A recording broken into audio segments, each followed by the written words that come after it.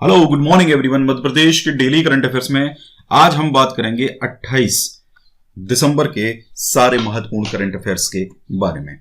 कल हमने 4 प्रश्न पूछे थे कि मध्य प्रदेश का कौन सा स्थल गुप्त काल से संबंधित नहीं है। तो यहां इसका जो आंसर है वो हो जाएगा सूर्य मंदिर ग्वालियर। ठीक है, सूर्य मंदिर ग्वालियर आपका गुप्त काल से संबंधित नहीं है। इसके अलावा तिगवा का विष्णु मंदिर आपका जबलपुर में स्थित है। शिव मंदिर खोह नागौद जो कि सतना जिले में स्थित है। पार्वती मंदिर जो कि नचना कोठार में स्थित है अजयगढ़ तहसील के अंदर। ठीक है, ये सारे जो स्थल हैं ये गुप्त काल के ही स्थल हैं। इसके अलावा एक और हम आपको बता दें, भूमरा का शिव मंदिर।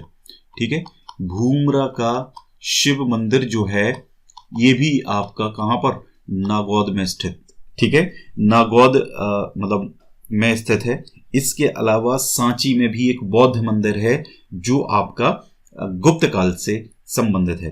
ठीक है, इसके अलावा जो बाघ की गुफाएं हैं मध्य प्रदेश में, ठीक है, तो बाघ की गुफाएं जो हैं इनमें भी कुछ चित्रकला के साक्ष्य जो हैं वो गुप्त कालीन है। ठीक है, ठीक है, गुप्त एरा से रिलेटेड है। ठीक है, और अगला जो प्रश्न है मंदसौर अभिलेख किस शासक से संबंधित है। देखिए यहां पे थोड़ा सा कंफ्यूजन है। मंदसौर अभिलेख जो है वो गुप्त कालीन है। ठीक है, और एक कुमार गुप्त द्वितीय जो है इसके शासन काल से संबंधित है। मंदसौर को दशपुर कहा जाता था पहले। ठीक है, दसपुर ये पुराना नाम है मंदसौर का। ठीक है, तो इसमें कुमार गुप्त द्वितीय के शासनकाल का मंदसौर का अभिलेख एक मिला है और इसमें दशपुर के अंदर, मंदसौर के अंदर एक सूर्य मंदिर के निर्माण का उल्लेख किया गया है और यह अभिलेख जो है वो साहित्यिक संस्कृत भाषा में है। ठीक है, ध्यान रखिए।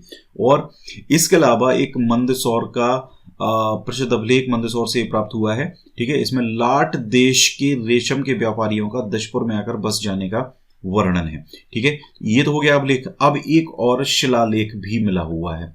ठीक है, मंदसौर का शिलालेख जिसको कहा जाता है, ये औलिकर वंश का जो राजा था, औलिकर वंश का जो राजा था यशोधर्मन, कहीं कहीं इसको यशोबर्मन भी लिखा है, कहीं कहीं इसको यशोधर्मन भी लिखा हुआ है। ठीक है, इसमें कंफ्यूज ना हो, यशोधर्मन है ये। और इसमें इस मंदसौर के शिलालेख के अनुसार यशोधर्मन ने जनेन्द्र, ठीक है, जनेन्द्र नरोधिपति, जनेन्द्र नरोधिपति, राजाधिराज, राजाधिराज और परमेश्वर जैसी उपाधियां धारण कर रखी थी। ये इस चीज के बारे में जो जानकारी है वो हमें कहाँ मिलती है, इसी शिलालेख के अंदर मिलती है। आपको पता होगा ये यशोधर्मन वही हैं जिन्होंने एक विजय स्तंभ का निर्माण करवाया था। हूणों पर इसने विजय प्राप्त करी थी। ठीक है, ध्यान रखिए, हूणों पर इसने विजय प्राप्त करी थी। उसके बाद इसने एक विजय स्तंभ का भी निर्माण मंदसौर में करवाया था। ठीक है, तो ये ध्यान रखिए, इंपॉर्टेंट है क्वेश्चन। अगला प्रश्न है, मध्य प्रदेश के भेड़ाघाट स्थित 64 योगी मंदिर का निर्माण किस वंश के शासक ने करवाया था। तो देखिए ये करवाया था कलचुरी वंश के शासक ने। कलचुरी वंश की 2 शाखाएं हैं मध्य प्रदेश में, जिसमें एक महिष्मती शाखा है, दूसरी है त्रिपुरी शाखा। ठीक है, तो इसकी जो त्रिपुरी शाखा है, त्रिपुरी शाखा में एक शासक हुआ था युवराज देव प्रथम। युवराज देव प्रथम, ये वही युवराज देव प्रथम है जिनके साथ में, जिनके दरबार में राजशेखर थे। ठीक है, ध्यान रखिए, राजशेखर इन्हीं के दरबार में थे। ये कौन राजशेखर हैं? ये वो राजशेखर हैं जो बाल रामायण की रचना करी है। इसके अलावा बाल भारत की रचना करी है। ठीक है, इसके अलावा इन्होंने कर्पूर मंजरी, ठीक है, कर्पूर मंजरी की रचना करी है। इसके अलावा इन्होंने काव्य मीमांसा की भी रचना करी है। काव्य मीमांसा की रचना करी है, इन्हीं के दरबार में थे, युवराज देव प्रथम के दरबार में थे। ठीक है, और भेड़ाघाट में इसने युवराज देव प्रथम ने 64 योगिनी मंदिर का निर्माण करवाया था। ठीक है, और इसके पास में एक मठ भी स्थित है जिसको गोल की मठ के नाम से जाना जाता है। ठीक है, गोल की मठ के नाम से इसको जाना जाता है। ठीक है, तो ये अपने को ध्यान रखना है। अगला है, निम्न में से किस चंदेल वंशीय राजा ने सुबुक्तगीन के विरुद्ध राजा जयपाल को सहायता भेजी थी? तो ये सुबुक्तगीन जो था, इसके विरुद्ध राजा जयपाल ने युद्ध किया था। तो उसमें चंदेल वंश का जो राजा धंग था, ठीक है, चंदेल वंश का जो राजा धंग था, इसने राजा जयपाल को सहायता भेजी थी। ठीक है, और ये वही शासक है जिसके बारे में कहा जाता है कि गंगा यमुना का जो संगम है उसके अंदर इसने समाधि ली थी। ठीक है, ऐसी इसके बारे में किंवदंती या कहना चाहिए कि ऐसी प्रचलन में है ऐसी चीजें। इसके अलावा राजा धंग वही शासक है जिसने खजुराहो का जो पार्श्वनाथ का मंदिर है, ठीक है, इसके अलावा खजुराहो का ही जो विश्वनाथ का मंदिर है, दोनों मंदिरों का निर्माण इसी राजा के शासनकाल में हुआ है। ठीक है, तो अपने को ये भी याद रखना है।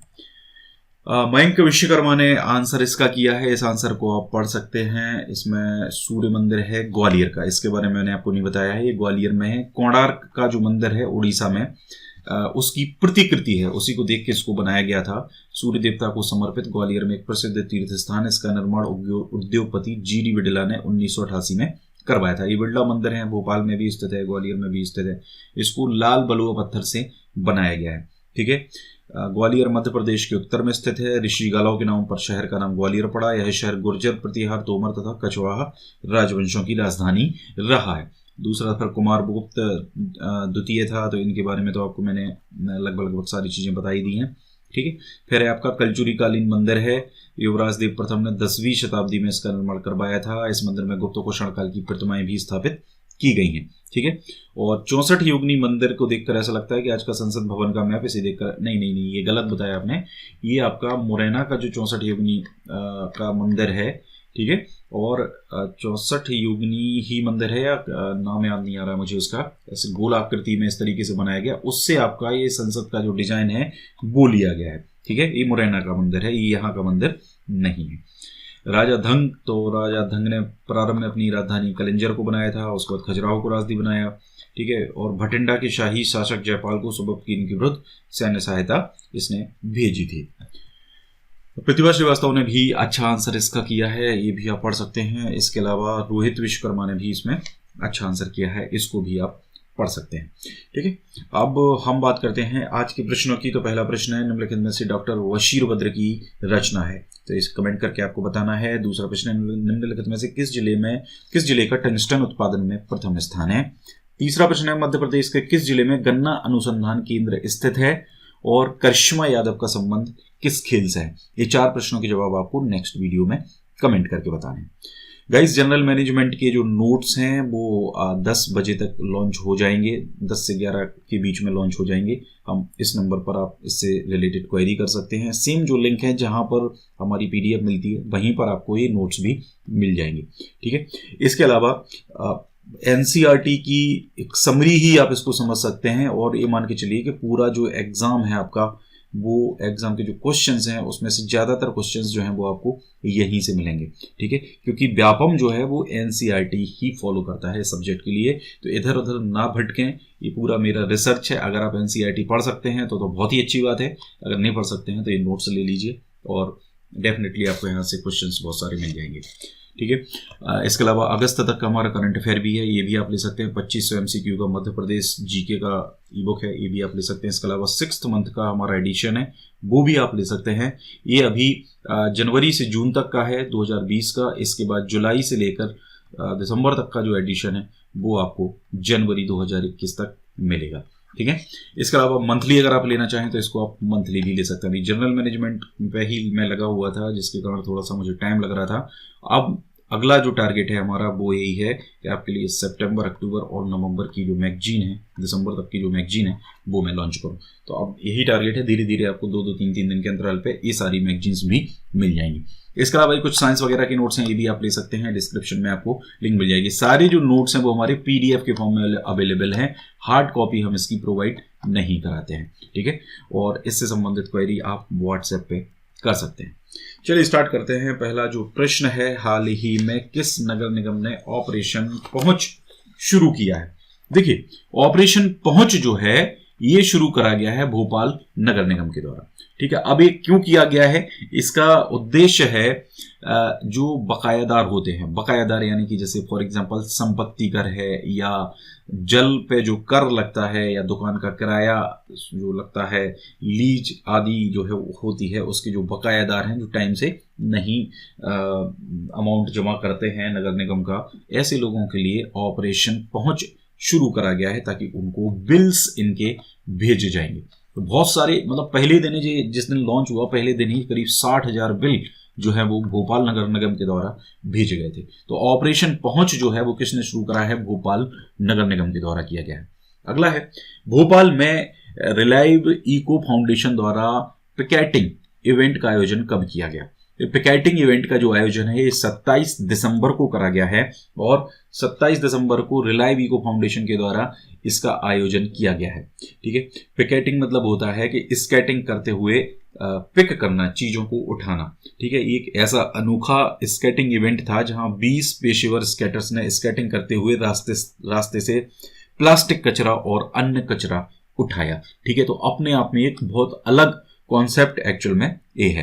ये जो स्केटर्स हैं इन्होंने कूड़ा मुक्त अभियान को बढ़ावा देने के लिए राजा भोज सेतु से कैपिटल मॉल तक इस काम को अंजाम दिया है भोपाल के अंदर। ठीक है, इस आयोजन का उद्देश्य था लोगों को कचरा प्रबंधन के लिए जागरूक करना। ठीक है, ध्यान रखिए उद्देश्य, देखिए कोई भी इवेंट होती है या कोई भी अभियान आता है, ठीक है, तो उसका उद्देश्य जानना बहुत ज्यादा जरूरी है। जैसे अभी आपका फाइलेरिया पे एक अभियान चल रहा है। ठीक है, आपको पता होगा फाइलेरिया पे अभियान चल रहा है, जो हाथी पांव जो एक्चुअल में हो जाता है। ठीक है, उसी से रिलेटेड है आपका, हम हालांकि पहले करंट अफेयर में इसको बता चुके हैं। तो इस प्रकार के जो अभियान है उनका उद्देश्य जानना बहुत ज्यादा जरूरी होता है, क्योंकि उनका उद्देश्य भी एग्जाम में पूछा जा सकता है। रेट तो इंपॉर्टेंट होती ही है। नेक्स्ट है हमारा अभी हाल ही में जवाहरलाल नेहरू कृषि विश्वविद्यालय जबलपुर। ठीक है, अब देखिए इसकी जो प्रोफेसर हैं डॉक्टर स्तुति शर्मा, इनकी एक पुस्तक मुख्यमंत्री शिवराज सिंह चौहान के द्वारा लॉन्च करी गई है। ठीक है, इस पुस्तक का नाम क्या है, एलिमेंट ऑफ क्वांटिटेटिव जेनेटिक्स।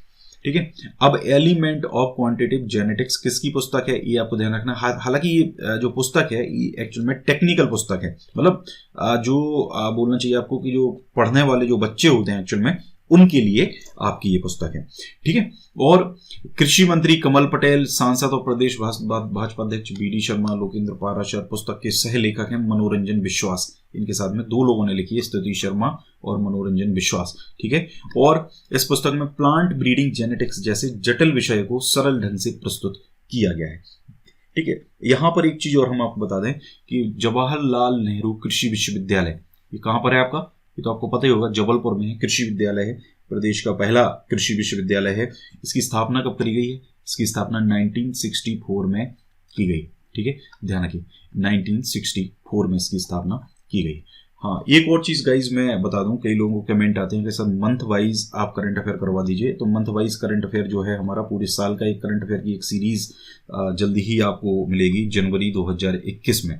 ठीक है, तो पूरा 2020 का जितना करंट अफेयर होगा, जितना भी इंपॉर्टेंट करंट अफेयर होगा, वो सारा मैं आपको उसमें करवा दूंगा। लेकिन इंपॉर्टेंट है तो इंपॉर्टेंट करंट अफेयर इसके अंदर हम इंक्लूड करेंगे, ज़्यादा क्वेश्चन नहीं लेंगे। करीब करीब आप मान के चलिए कि 500 के आसपास क्वेश्चंस जो हैं उसमें हम इंक्लूड करेंगे। 500, कई बार 500 नहीं होते हैं, 450 तक लगभग पहुंच जाएंगे इसमें। जो इंपॉर्टेंट क्वेश्चन होंगे वो इसके अंदर मैं आपको करवा दूंगा। ठीक है, बाकी अपनी पढ़ाई आप जारी रखिए। डेफिनेटली आपको कांस्टेबल का एग्जाम आपका आ गया है, तो डेट के बारे में सुन रहे थे कि बढ़ेगी नहीं बढ़ेगी, क्या इशू है, वो तो एक अलग है आपका।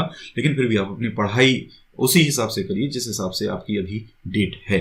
आप ये मत मान के चलिए कि हम थोड़ा सा टाइम बाद में मैनेज कर लेंगे, नहीं कर पाएंगे आप टाइम मैनेज। ठीक है, इसलिए बिल्कुल अच्छे से टाइम को मैनेज कीजिए। अगला प्रश्न है, हाल ही में मध्य प्रदेश सरकार के द्वारा किस पुरस्कार को फिर से शुरू किया जाएगा। तो ये जो पुरस्कार है ये आपका राजेंद्र माधुर पत्रकारिता सम्मान और माणिक चंद वाजपेयी पत्रकारिता सम्मान, यानी कि उपरोक्त दोनों इसका सही आंसर है। और अभी आपको पता है माणिक चंद वाजपेयी के नाम से मध्य प्रदेश सरकार द्वारा ध्येयनिष्ठ पत्रकारिता के क्षेत्र में स्थापित राष्ट्रीय पुरस्कार पुनः प्रारंभ किया जाएगा। इस प्रारंभ को भी बंद कर दिया गया था, पूर्व सरकार द्वारा पुरस्कार बंद कर दिया गया था। मध्य प्रदेश सरकार राजेंद्र माथुर के नाम से भी पत्रकारिता पुरस्कार को जारी रखते हुए पुरस्कार को पूर्व की तरह प्रदान करेगी। और दिसंबर 27 यानी कि कल मिंटो हॉल भोपाल में जो जनसंपर्क विभाग है मध्य प्रदेश का, उसके द्वारा मामाजी माणिकचंद वाजपेयी जन्म शताब्दी वर्ष के अंतर्गत डाक टिकट अनावरण समारोह को मुख्य अतिथि के रूप में शिवराज सिंह ने संबोधित किया है। इस कार्यक्रम में राघवेंद्र शर्मा की पुस्तक भारत के परमवीर का विमोचन भी हुआ है। ठीक है, तो ये भी अपने को ध्यान रखना है, भारत के परमवीर पुस्तक के ऑथर कौन है, राघवेंद्र शर्मा है, और इसका विमोचन कब हुआ है, 27 दिसंबर को इसका विमोचन हुआ है। एक और चीज हम आपको बता दें, राजेंद्र माथुर पत्रकारिता सम्मान, एक्चुअली में इस सम्मान के बारे में तो हमें ज़्यादा जानकारी नहीं मिली है, लेकिन इनके नाम से एक फेलोशिप मध्य प्रदेश सरकार के द्वारा दी जाती है। ठीक है, राजेंद्र माथुर फेलोशिप के नाम से।